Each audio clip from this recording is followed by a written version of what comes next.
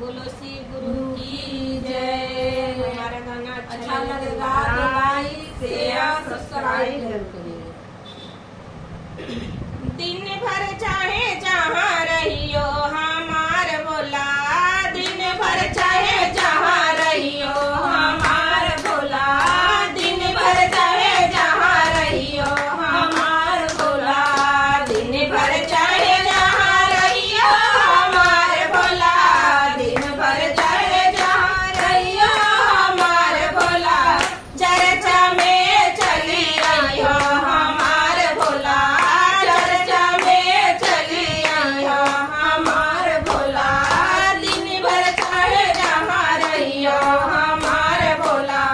दिन भर चाहे जहाँ रहियो हमार भोला,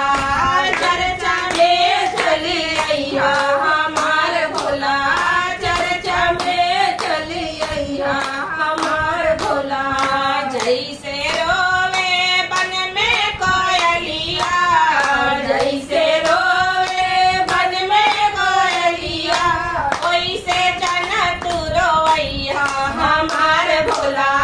वैसे बन रोवैया हमार भोला, चर्चा में चली अइया हमार भोला, चर्चा में चले अइया हमार भोला, दिन भर चाहे जहाँ रहिया हमार भोला, दिन भर चाहे जहाँ रहिया हमार भोला। जैसे नाचे बन के मोरनिया, जैसे नाचे बन के मोरनिया, वैसे हम नचैया हमार भोला, वैसे हम नचैया हमार भोला,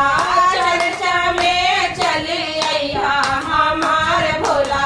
चर्चा में चली अइया हमार भोला,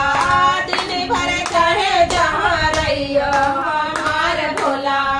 दिन भर चाहे जहाँ रहिया हमार भोला। जैसे तड़पे जल बिन मछरिया, जैसे तड़पे जल बिन मछरिया, वैसे हमें न तड़पैया हमार भोला, वैसे हमें न तड़पैया हमार भोला, चर्चा में चले अइया हमार भोला,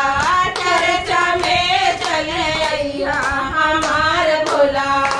दिन भर चाहे जहाँ रहिया हमार भोला, दिन भर चाहे जहाँ रहिया हमार भोला, चर्चा में चले अइया हमार भोला। जैसे चमके चंद पर चंदनिया, जैसे चमके